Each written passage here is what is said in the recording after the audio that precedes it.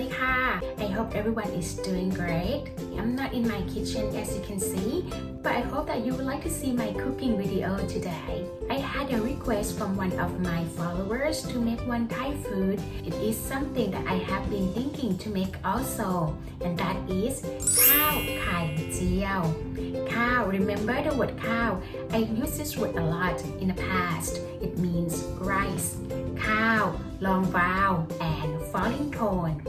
ไข่เจียว means omelet. The word ไข่ short vowel and low tone.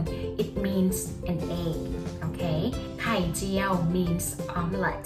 ข้าวไข่เจียว is something that very easy to make and tasty, and I believe that it is the food that every Thai grows up with.